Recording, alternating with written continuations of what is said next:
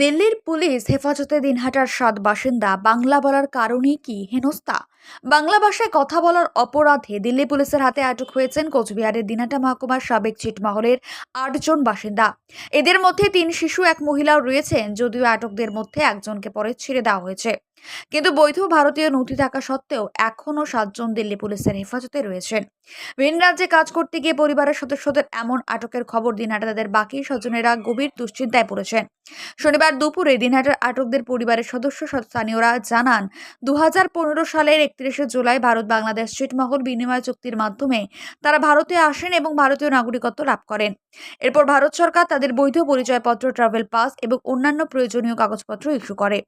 বর্তমানে পরিবারের ভরণ পোষণের জন্য তারা ভিন রাজ্যে কাজ করতে গিয়েছিলেন, আর সেখানে এই বিপত্তি ঘটেছে।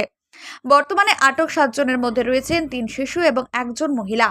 দিনহাটা থেকে তাদের পরিবারের সদস্যরা অভিযোগ করেছেন, ভিন রাজ্যে কাজ করতে গেলেই বাংলা ভাষায় কথা বলার কারণে তাদের স্থানীয় পুলিশ প্রশাসন থেকে শুরু করে সকলের কাছে হেনস্থার শিকার হতে হয়। এমনকি বৈধ কাগজপত্র দেখালেও প্রশাসন সাহায্য করে না, উল্টো বাংলাদেশি বলে উপহাস করে। তাদের আরও অভিযোগ, আটকদের শুধু হেনস্থাই করা হয়নি, শারীরিকভাবে নির্যাতনও করা হয়েছে।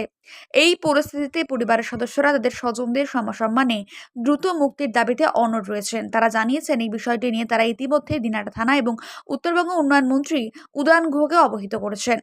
উল্লেখ্য, 2015 সালের 31শে জুলাই মধ্যরাতে ঐতিহাসিক ভারত বাংলাদেশ ছিটমহল বিনিময় চুক্তির মাধ্যমে ভারতের অভ্যন্তরে থাকা বাংলাদেশি ছিটমহলগুলি ভারতের অন্তর্ভুক্ত হয় এবং একইভাবে বাংলাদেশের অভ্যন্তরে থাকা ভারতীয় ছিটমহলগুলি বাংলাদেশের অন্তর্ভুক্ত হয়।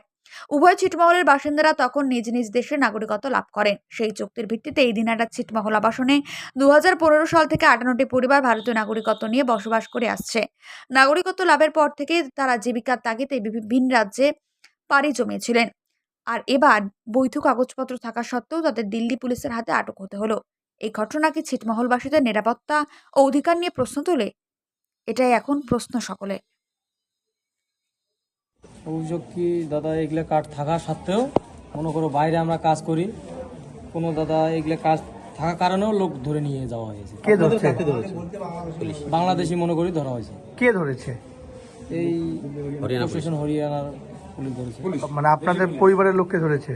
তারা কতদিন থেকে হরিয়ানায় থাকেন? হরিয়ানা ৬ সপ্তাহ আগে গিয়েছিল এখান থেকে ভাটার কাজ করার জন্য। এখন তো ভাটার কাজ শেষ হয়ে গেছে, কিন্তু ওদেরকে অ্যারেস্ট করে নিয়ে গেছে। আপনারা তো সাবেক ছিটমহল বিনিময়ের ফলে এখানে এসেছেন। সরকার তো বৈধ কাগজপত্র দিয়েছে, বৈধ কাগজপত্র দিয়েছে। ট্রাভেল পাস দিয়েছে, সব আছে। তো যখন পুলিশ ওখানে আপনাদের পরিবারের লোককে ধরলো, তারা কাগজগুলো দেখালো না? সব কাগজ শো করেছে ওখানে, কিন্তু কেউ মানেনি। কি বলে তখন? ওরা মানে না, লোকজন মানে না। কারণ তারপর জানি ওরা মনে করে যে বাঙালি বলতে বাংলাদেশি, বাঙালি বলতেই বাংলাদেশ। বলতে বাংলাদেশি। ওরা একবার 2 মাস আগে একবার নিয়ে গেছিল, 1.5 মাস আগে, তারপর ছেড়ে দিয়েছে। এখন ফের ভাটা বন্ধ হয়ে গেছে, পেমেন্ট হওয়ার পরে নিয়ে গেছে সবাইকে। কতজনকে নিয়ে গেছে টোটাল? 3-4 দিন হবে না, 7 জন। 7 জনকে নিয়ে গেছে। কি নাম আপনার? মোহাম্মদ ফারুক নিয়ে। আপনার কাকে নিয়ে গেছে? আমার এই বিল্ডিং এর লোক আমার মামা হয়। কি নাম আপনার মামার? শামসুল।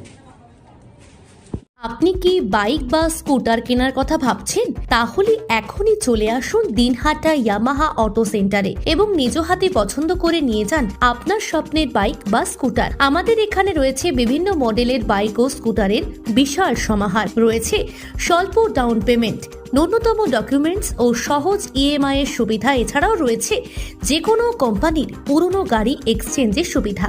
তাই আর দেরি না করে এখনই যোগাযোগ করুন দিনহাটা ইয়ামাহা অটো সেন্টারে।